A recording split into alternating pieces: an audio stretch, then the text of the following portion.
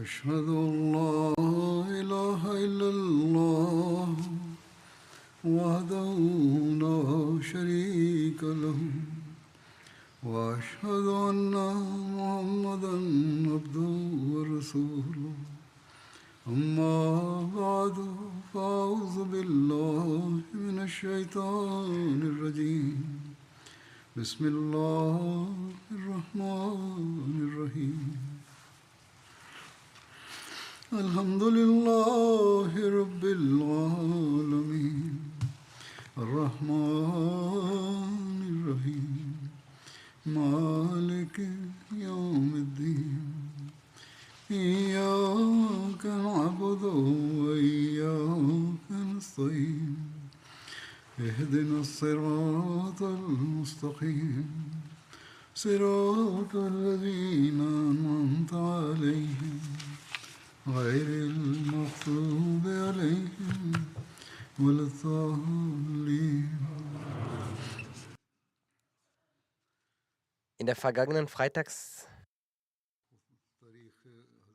vergangenen Freitagsansprachen vor der Jalsa Salana Deutschland sprach ich über das Leben des heiligen Propheten sallallahu alaihi wasallam und ging dabei auch auf den Verleumdungsfall gegen Hazrat Aisha, auch genannt Waqi Ifk, ein. Darüber schreibt der verheißene Messias sallallahu wassalam: Gott der Allmächtige hat es zu einem festen Bestandteil seiner eigenen edlen Attribute gemacht, dass er Prophezeiungen der Warnung durch Reue, das Ersuchen von Vergebung, Gebete und Almosen abzuwenden. Genauso lehrte er die gleichen moralischen Grundsätze auch den Menschen, so wie es aus dem heiligen Koran und den Hadith vorgeht.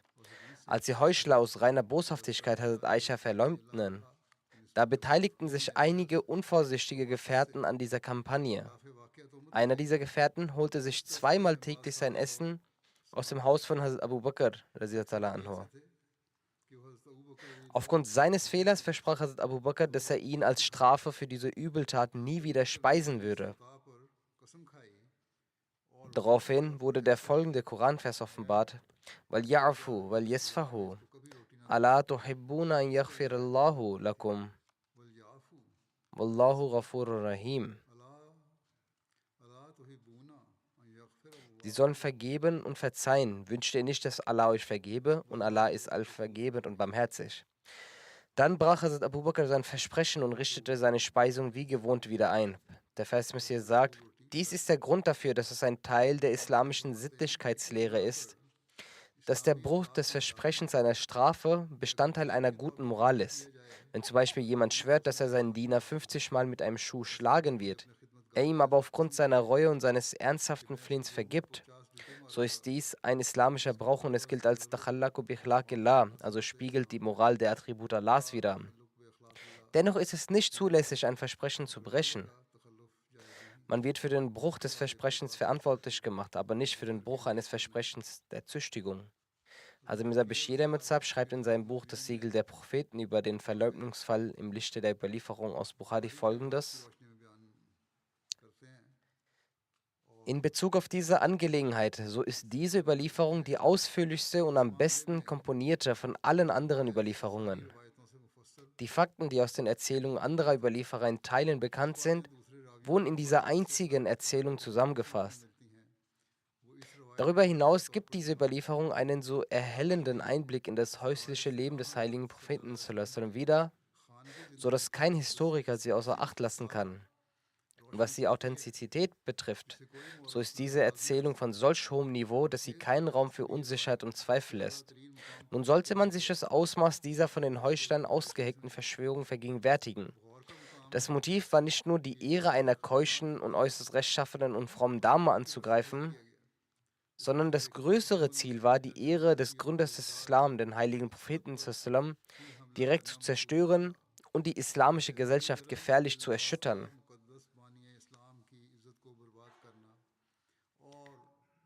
Diese schmutzige und abscheuliche Propaganda wurde von den Heuchlern in einer Weise verbreitet, dass einfache, aber treue Muslime in diese Schlinge der Täuschung gerieten. Sie gerieten in ihren betrügerischen Plänen. Weiter heißt es, unter ihnen waren die Namen des Dichters Hassan bin Sabit, Hamna bint Jahash, also die Schwester von Zainab bint Jahash, und Mista bin Usasa besonders aufgezeichnet. Es ist jedoch ein Zeugnis für ihren erhabenen Charakter von Hazrat Aisha, dass sie ihnen allen vergab und in ihrem Herzen keinen Groll gegen sie hegte. In einer Überlieferung heißt es, dass nach dieser Begebenheit, wann immer Hassan bin Sabit Hazrat Aisha besuchte, so empfing sie ihn immer sehr gnädig. Bei einer Gelegenheit, als er sich vor Hazrat Aisha präsentierte, sagte ein Muslim namens Masruq, der ebenfalls dort anwesend und erstaunt war, er sagte zu Hazrat Aisha: Was, gewährt ihr etwa Hassan die Erlaubnis zu ihrer Audienz? Hazrat Aisha antwortete: Lass es sein. Der arme Mann hat sein Augenlicht verloren. Ist es nicht etwa elend genug? Er hatte eine Augenkrankheit gehabt. Sie sagt weiter, Hazrat Aisha sagt weiter: Ich kann nicht vergessen, dass Hassan Verse zur Unterstützung des heiligen Propheten zusammen gegen seine Feinde verfasste. Daraufhin wurde Hassan die Erlaubnis erteilt, woraufhin er hereinkam und sich setzte. Er sprach einen Vers zum Lob von Hazrat Aisha: Sanun Zanun Mutazannun Biri. Watusbihu Warsa Minu Rawafel. Das bedeutet, sie ist eine reine und keusche Frau, die Weisheit und Intelligenz besitzt, und ihre Stellung ist über jeden Zweifel erhaben. Sie isst nicht das Fleisch von aufrechten und unschuldigen Frauen, das heißt, sie verleumdet sie nicht, und noch spricht sie in ihrer Abwesenheit schlecht über sie. Als Hazrat Aisha diese Verse hörte, sagte sie: Walakin Anta. Und in einer anderen Überlieferung die Worte Lasta Azalika überliefert. Was bedeutet: Was ist mit deinem eigenen Zustand? Du hast nicht bewiesen, dass du diese Eigenschaft besitzt. Sprich, du hast dich daran beteiligt, eine Beschuldigung gegen mich, Unschuldige zu erheben. Also Mirza Bashir Ahmed schreibt weiter über den Orientalisten Herr William Muir. Er zitiert ihn: Es seien die Arabischkenntnisse oder lieber Vorurteile von Herrn William Muir angemerkt, der diesen Vers in absolut falscher Weise übersetzt, im Widerspruch zu den Regeln der arabischen Sprache. Und er behauptet, dass Hassan den zierlichen Körper von Aisha gelobt hätte, die ihn daraufhin wegen seiner dicken Figur bespöttelte. Er schreibt weiter, Herr Muir hat auch andere eklatante Fehler bei der Schilderung dieses Vorfalls gemacht. So schreibt er zum Beispiel, dass Safwan und Aisha es nicht geschafft hätten, die Armee unterwegs einzuholen, dann später erst vor den Augen der Öffentlichkeit in Medina eingetreten seien. Obwohl dies absolut unrichtig und völlig unbegründet ist.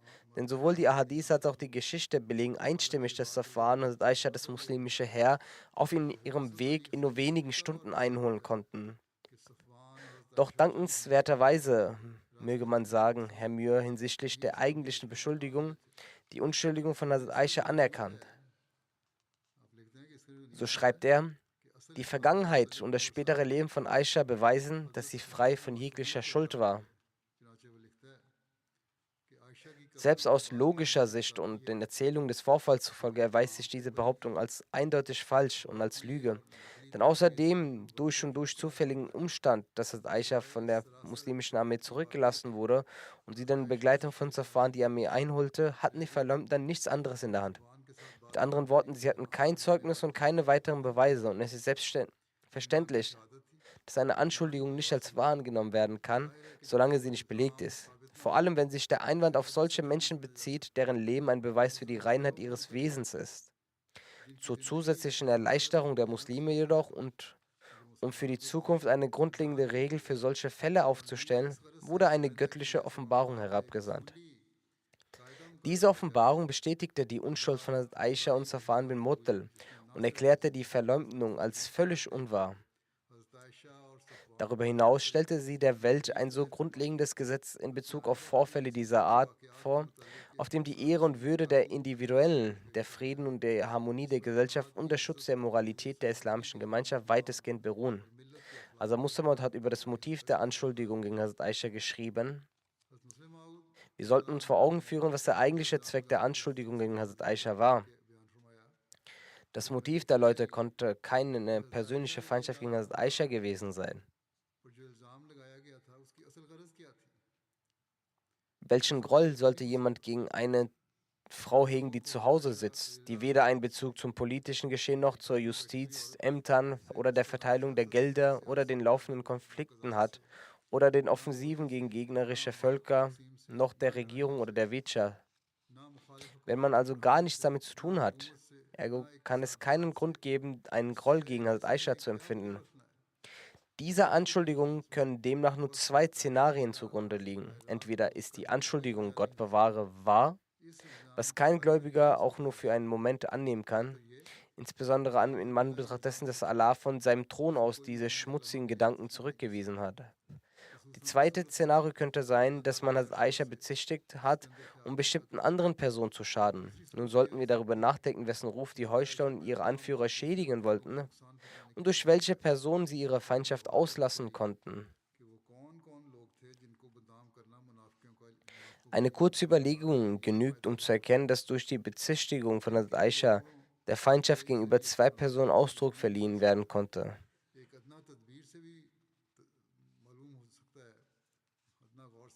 Zum einen dem heiligen Propheten sallam und zum anderen Hazrat Abu Bakr radiallahu anhu, da sie die Ehefrau des einen und die Tochter des anderen war. Eine Schädigung des Rufes dieser beiden Persönlichkeiten hätte für bestimmte Leute politische Vorteile gebracht oder Verfeindungen aufgelöst. Oder es wäre den Interessen bestimmter Leute zugute gekommen. Der schlechte Ruf von Hazrat Aisha selbst war hingegen für niemanden von Interesse.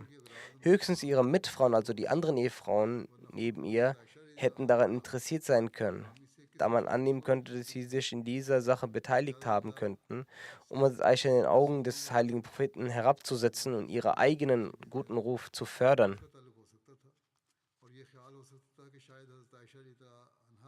Doch die Geschichte ist Zeuge, dass die Mitfrauen von Hazrat Aisha sich gänzlich daran nicht beteiligt haben. Vielmehr sagte Hazrat Aisha radiallahu anha selbst: Aus den Ehefrauen des heiligen Propheten, sallam, die ich am meisten als Rivalin und Konkurrentin sah, war Hazrat Zainab bint Jahsh radiallahu anha. Mit Ausnahme von ihr sah ich niemand als Rivalin an,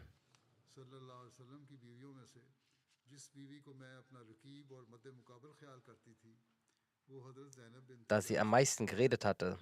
Doch Hazrat Aisha sagte: Ich werde diese Güte von Zainab niemals vergessen können, dass, als ich beschuldigt wurde, war es Zainab, die am allermeisten diesen Vorwurf gegenüber mir entkräftigte. Wenn jemand also eine Feindschaft zu Hazrat Aisha pflegen könnte, dann wären es ihre Mitfrauen gewesen. Wenn sie es gewollt hätten, hätten sie sich daran beteiligen können, damit Hazrat Aisha radiallahu anha ihr Ansehen vor dem heiligen Propheten verliert und ihr eigenes Ansehen dadurch steigt.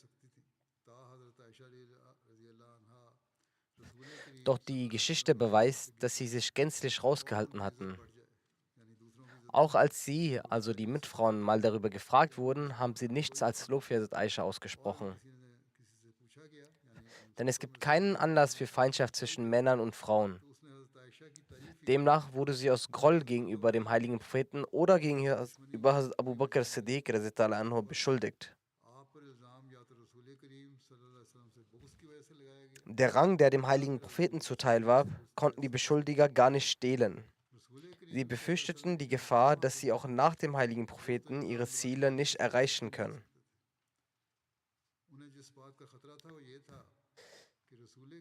Sie erkannten bereits, dass wenn jemand nach dem heiligen Propheten als Khalif würdig wäre, so wäre es sicherlich Hazrat Abu Bakr allein, der dem gegenüber würdig wäre. Aus dieser Gefahr heraus hatten sie Hazrat Aisha falsch beschuldigt, damit Hazrat Aisha im Ansehen vor dem heiligen Propheten fällt und dadurch die Stellung von Hazrat Abu Bakr unter den Muslimen ebenfalls fällt und die Muslime misstrauisch werden und ihre Wertschätzung für ihn somit verlieren.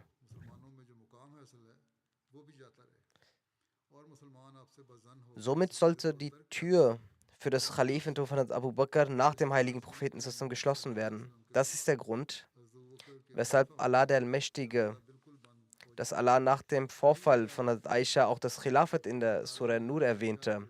In den Ahadith findet sich wieder, dass die Gefährten miteinander darüber gesprochen haben und sagten, dass der heilige Prophet, sallam, dass nach ihm, wenn jemand einen hohen Rang hat, dann ist es Hazrat Abu Bakr.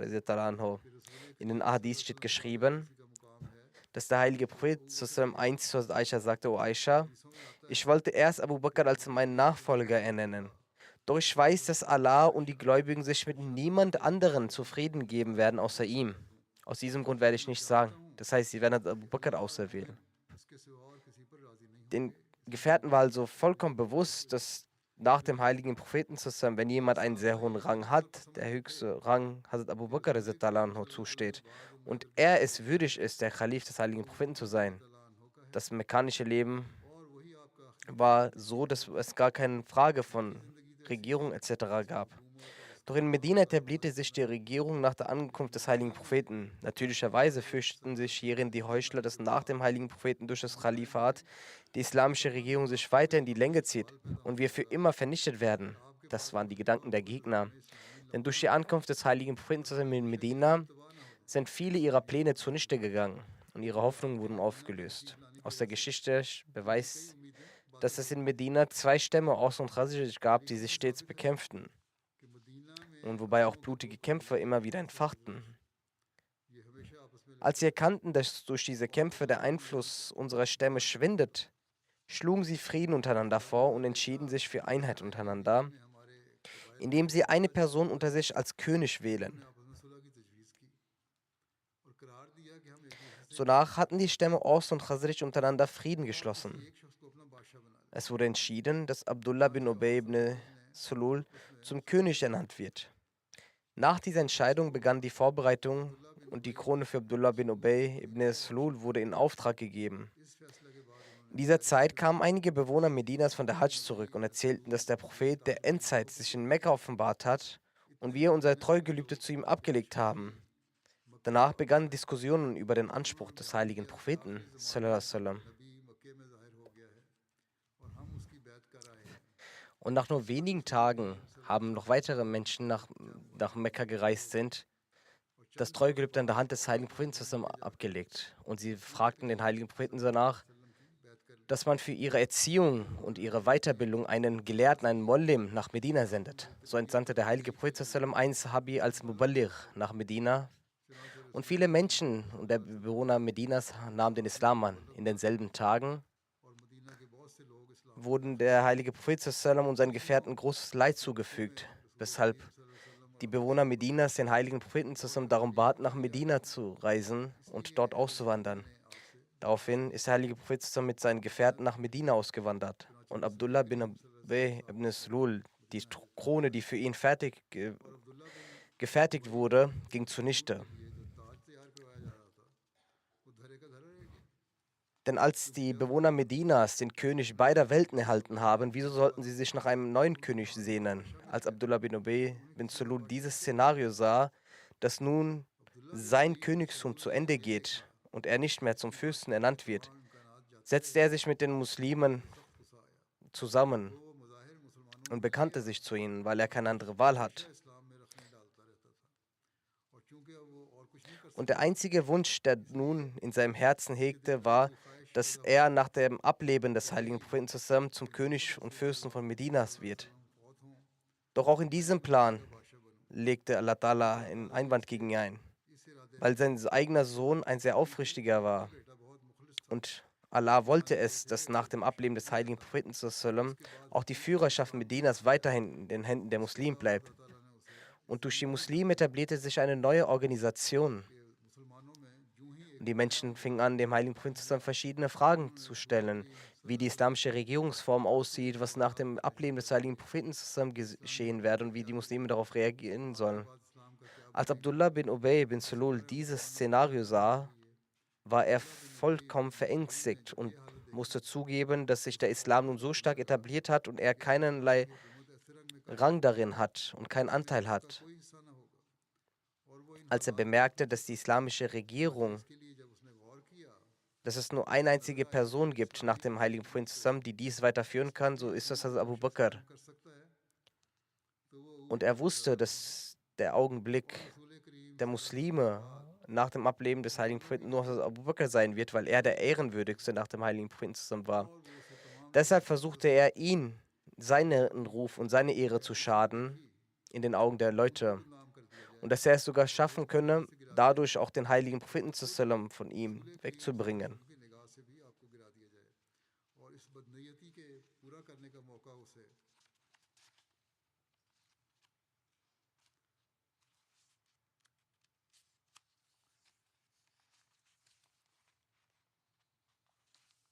Nachdem Hazrat Aisha in einer Schlacht zurückblieb, nutzte dieser elende Mensch das aus. Der Heilige Koran hat es nur ganz leicht erwähnt, doch in den Ahadith steht es sehr ausführlich erwähnt. Abdullah bin Ubay bin Ibn Sulul hatte damit den Zweck gehabt, dass er damit den Ruf des heiligen Propheten sallam und von Hazrat Abu Bakr schadet, sodass Hazrat Abu Bakr seinen Ruf unter den Menschen verliert. Und das System, das erschaffen wurde durch die Muslime, durch den heiligen Propheten sallam, erst vernichtet wird. Und durch die Etablierung dieses Systems würde er seine Ziele nicht mehr erreichen. Der Heuchler denkt, dass sein Tod sehr weit entfernt ist und der Tod seiner Feinde sehr nahe ist. Deshalb dachte auch Abdullah bin Ubay, dass sein Tod noch sehr weit entfernt ist. Doch er wusste nicht, dass er noch im Leben des heiligen Propheten sallam sterben wird. Er gesinnte sich immer wieder damit, dass, wenn der heilige Prophet sallam stirbt, wird er zum König Arabiens ernannt. Doch nun musste er mit ansehen, dass die Rechtschaffenheit und die Gottesfurcht von Hazrat Abu Bakr unter den Muslimen auch anerkannt wird. Wenn der heilige Prophet nicht das Gebet leiten konnte, so ernannte er Hazrat Abu Bakr anhu, an seiner Stelle das Gebet zu leiten. Wenn man keine Gelegenheit fand, den Propheten zusammen nach einem Rechtsurteil zu fragen, dann fragten die Muslime Abu Bakr nach einem Rechtsurteil. Als Abdullah bin Ubay bin Sulul, der auf die zukünftige Herrschaft hoffte, dies sah, wurde er sehr besorgt und wollte dies verhindern. Um dies zu erreichen und um den Ruf und die Erhabenheit von Abu Bakr in den Augen der Muslime zu schmälern, erhob er eine Anschuldigung gegen Hazrat Aisha anha, damit der heilige Prophet sallam aufgrund dieses Vorwurfs Abscheu gegen Hazrat Aisha empfindet und als Folge dessen auch der heilige Prophet Abscheu für Hazrat Aisha und der Respekt für Hazrat Abu Bakr auch abnimmt und somit jede Aussicht auf sein zukünftiges Kalifat dadurch verschwindet.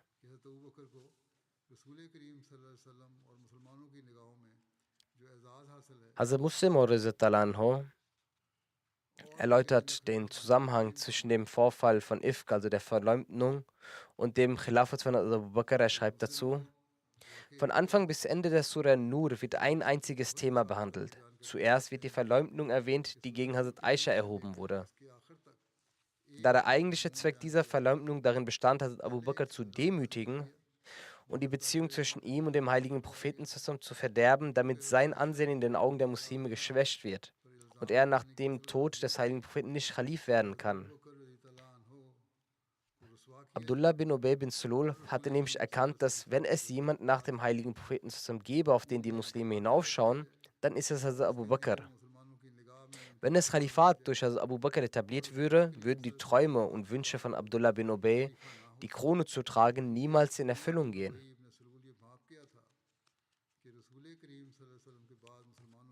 Deshalb erwähnte Allah nach dieser Verleumdung das Khalifat in der Sura und sagte, dass das Khalifat keine Königsherrschaft ist. Es ist ein Mittel zur Etablierung des göttlichen Lichts. Deshalb hat Allah die Etablierung des Khalifats in seiner Hand. Sein Verlust wäre gleichbedeutend mit dem Verlust des Lichts des Prophetentums und des göttlichen Lichts. Daher wird er dieses Licht aufrechterhalten und wenn er will, zum Khalifen ernennen. Tatsächlich verspricht er, dass er nicht nur einen, sondern mehrere Personen aus den Muslimen zum Khalifen ernennen wird, um die Zeit dieses Lichts zu verlängern. Ihr könnt Anschuldigungen erheben, wie ihr wollt. Ihr könnt weder das Khalifat zerstören, noch Hazrat Abu Bakr vom Khalifat abhalten. Denn das Khalifat ist ein Licht. Jenes Licht, das ein Mittel der Erscheinung Gottes ist. Wie könnte der Mensch dieses Licht mit seinen eigenen Plänen auslöschen? Der verheißene Messias a.s. sagt, den Propheten ergeht es genauso. Wenn Allah ihnen, wenn sie über eine bestimmte Angelegenheit benachrichtigt, dann lassen sie davon ab oder handeln danach. Schaut euch den Vorfall der Verleumdung von Hazrat Aisha an. Zunächst erhielt der heilige Prophet keine Nachricht darüber, bis die Situation so weit eskalierte, dass Hazrat Aisha zu ihrem Vater nach Hause ging. Der heilige Prophet sagte sogar, wenn eine Sünde begangen wurde, dann sollte Reue gezeigt werden. Diese Ereignisse zeigen deutlich, wie sehr der heilige Prophet Mohammed beunruhigt war. Doch dieses Geheimnis wurde ihm bis zu einem bestimmten Zeitpunkt nicht offenbart. Aber als Allah durch seine Offenbarung ihre Unschuld erklärte und sagte, Al-Khabisatu lil-Khabisina, wal khabisuna lil khabisat, wat tayyibatu lit tayyibina, wat tayyibuna lit tayyibate. Schlechte Dinge sind für schlechte Menschen und schlechte Menschen für schlechte Dinge und gute Dinge sind für gute Menschen und gute Menschen für gute Dinge. Dadurch wurde ihm die Wahrheit klar. Hat das den Rang des heiligen Propheten in irgendeiner Weise geschmälert? Keineswegs. Jemand, der so etwas auch nur denkt, ist ein ungerechter und gottloser und dies führt zum Unglauben. Der heilige Prophet und die Propheten haben niemals behauptet, dass sie Kenner des Verborgenen seien, dass sie Wissen über das Verborgene haben. Das ist die Eigenschaft Gottes. Wenn die Menschen mit dem Brauch der Propheten vertraut wären, würden sie niemals solche Einwände erheben. Gegen diejenigen, die Einwände gegen ihn, den verheißenen Messias, erheben, hat er damit zum Schweigen gebracht.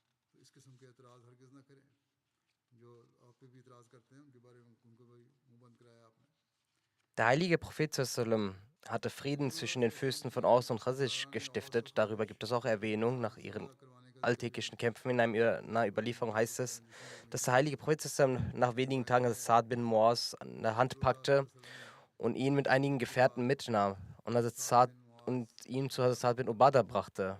Dort sprachen sie eine Zeit lang und Sa'd bin Ubadah legte ein Essen vor dem heiligen Prophet sallam. Der heilige Prophet sallam und Sa'd bin Muaz und weitere Gefährten aßen davon. Dann ging er von dorthin fort. Wenige Tage verblieb er dort und nahm Sa'd bin Ubadah an der Hand, nahm einige Gefährten und ging zu Sa'd bin Muaz nach Hause. Auch dort sprachen sie einige Zeit lang. Sa'd bin Muaz legte Essen vor. Der heilige Prophet sallam und Sa'd bin Ubadah und weitere Gefährten speisten davon und er ging danach hinfort. Das tat er, damit er in ihnen den Hass, den sie hatten füreinander, auflöste. Er ging erst mit einem zu dem einen nach Hause, dann nahm er den anderen und ging zu dem anderen nach Hause, damit diese Feindschaft endete. Er aß dort, sie haben sich gegenseitig zum Essen also eingeladen und so verschwand die Feindschaft. Das war auch eine Möglichkeit des heiligen Propheten, um Liebe untereinander zu stiften und Streitigkeiten zu lösen. Über die Anzahl jener, die die Verleugnungen geführt haben, sind verschiedene. Ibn Abbas berichtet über die Anzahl jener als 3 Personen. Eine weitere Überlieferung von Ibn Abbas ist 3 bis 10. Ibn Oena sagt, dass es 40 Personen waren und Mujahid sagt 10 bis 15. Über die Strafe derjenigen, die an dem Vorfall von der Verleugnung dabei waren, über ihre Strafe heißt es in Ibn Daud, dass es der heilige Prophet Strafe an 2 Personen und einer Frau verhängte, die obszöne sprachen. San bin Sabit, Mr. bin Usasa. Nufeli sagt, dass die Frau Hamna bint Jahsh war. Alama Mawardi sagt, dass die Person von Ifk, dass es da viele verschiedene Aussagen gibt, dass der heilige Prophet niemand bestraft hat. Andere Aussagen sagen, dass der heilige Prophet Abdullah bin Ubay bin und Mr. bin Usasa und Hassan bin Sabit und Hamda bin Jahsh bestrafte. Imam Qurtubi sagt, dass das, was in den Überlieferungen am authentischsten scheint, dass Hassan, Mr. und Nana bestraft wurden. Aber es sich keine Erwähnung von der Strafe an Ibn Ubay findet. Also Muslimot hat in einer Khutbah erwähnt, dass 3 Personen mit Peitschenhiebe bestraft wurden. Hassan bin Sabit war es, der ein großer Poet des heiligen Propheten war. Mr., der Onkel von Aisha war und auch ein Cousin von Abu Bakr. Er war so derartig bedürftig und arm, dass er im Hause von Abu Bakr wohnte, dort speiste und Abu Bakr auch für ihn Kleidung anfertigte. Und eine Frau war auch mit ihnen.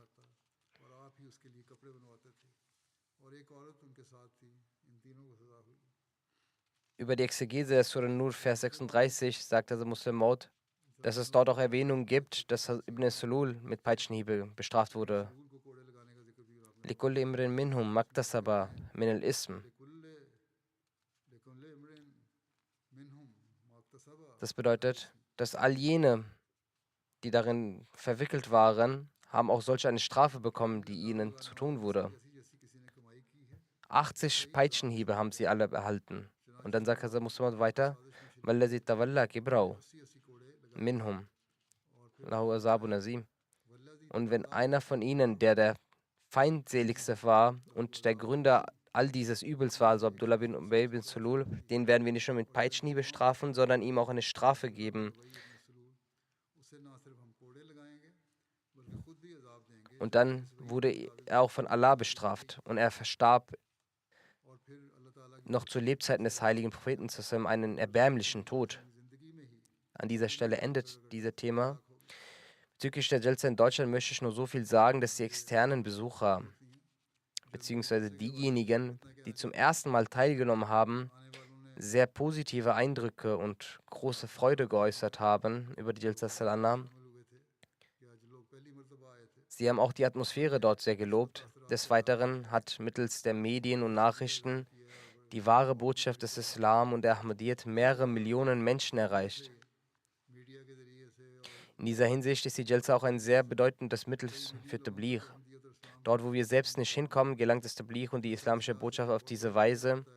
Möge Allah daraus fromme und weitreichende Resultate hervorbringen und auch die Ahmadis befähigen, davon im wahren Sinne zu profitieren.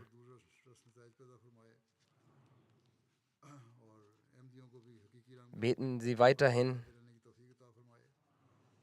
für die Welt, möge Allah die Menschen in seinem Schutz nehmen. Zum Ende möchte ich auch einen Verstorbenen erwähnen und seinen Janaza auch hier verrichten. Imam Mohammed Belusat aus Sudan. Er ist vor wenigen Tagen verstorben in der Lillahi wa inna ilaihi rajiun. Sadat Jamaat Sudan schreibt über ihn: Die Begebenheit seines Bad war, dass 1976 kam ein Ahmadi aus Nigeria, Herr Isa bin Abdul, war Gast bei ihm zu Hause und machte dort Tabligh unter den Dorfbewohnern. Der Verstorbene war der Erste, der das Treuegelübde ablegte. Zu dieser Zeit war es nicht möglich, dass der Khalif der Zeit mit den Ahmadis in Sudan einen Kontakt pflegen konnte, aber sie blieben an ihrem Glauben fest, hielten da fest, obwohl sie großen Spott und Feindseligkeit ertragen mussten. Der Verstorbene leitete auch das Gebet dort und sie haben sich aus einigen Mitteln, die sie dort haben, eine kleine Moschee gebaut. Doch die Nicht-Ahmadis haben es verbrannt und haben dann die Ahmadis aus dem Dorf vertrieben. Daraufhin gingen die Ahmadis in den Süden und wanderten dort aus. Dort haben sie auch aus Graspalmen etc. eine Moschee gebaut und es kam wieder zur Feindseligkeit und wieder haben die Feinde die Ahmadi-Moschee verbrannt und sie von dort vertrieben. Wieder ging diese Gruppe von Ahmadis hinfort und sie ging zum Stadt Doim. Eine zweite Gruppe ging dorthin, wo auch Imam Sab war. Abdullah bin Qasib Sab war dort der Gastgeber von ihnen. Er ist der Prinzipal der Jame Bakhtur. Doch seine Familie war sehr feindselig gegenüber Ahmadis und vertrieb sie von dort. Schlussendlich haben sie in Nigeria die Entscheidung getroffen, zu Imam Abdullah ibn Said zu gehen. Diese Gruppe von diesen armen, bedürftigen Ahmadis sind auf Tieren gereitet und viele sogar zu Fuß mit all ihrem Hab und Gut nach Nigeria gegangen. Sie hatten keineswegs etwas für den Weg gehabt, hatten noch kein Visum, keine Papiere und Dokumente. Die Reise war sehr erschwerlich. Ja, sie hatten den Reichtum ihres Glaubens, das haben sie gut gefestigt. Und mit diesem Elan und Eifer wanderten sie aus und haben niemals ihren Glauben stehen lassen. Letztendlich kamen sie in Nigeria an. Imam Isa bin Lela haben sie dort bei ihm 13 Jahre verbracht. Aufgrund eines Traumes hat Imam Isa ihnen geraten, seines Traums wieder nach Sudan zu reisen. Doch sie vermochten diese Aussage nicht. Imam Isa sagte ihnen, es scheint, als wäre das ein Befehl von Gott. Deshalb solltet ihr zurück nach Sudan gehen. Und sie waren damit zufrieden. In dem Traum wurde ihm gesagt, dass sie nach 3 Jahren nach Sudan wieder zurückreisen werden. Als diese 3 Jahre zu Ende gingen, gingen diese Ahmadi Muhajirin zurück nach Sudan. Imam Mohammed Bello ging als erster nach Sudan zurück und ging in das Dorf Neza, das ist 2010 geschehen. Nach ihrem Abgang aus Nigeria etablierte sich dort die Gruppe Boko Haram. Wären sie dort noch gewesen, dann Gott weiß besser, was diese Gruppe mit ihnen gemacht hätte.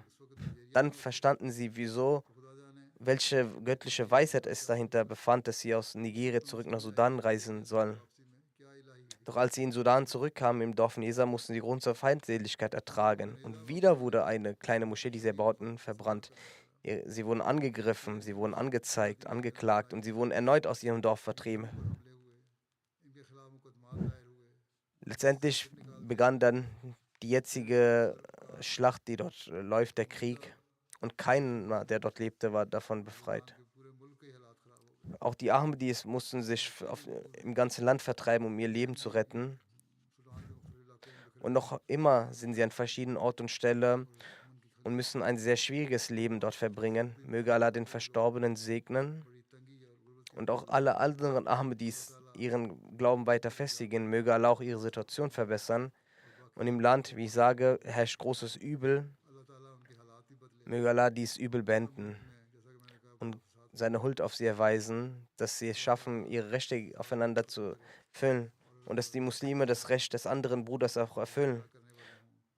Und das Übel, das sich in den muslimischen Ländern verbreitet hat, dass Allah es beendet und die Ahmadi-Muslime ein wahrhaftes und friedvolles Leben führen können. Amin.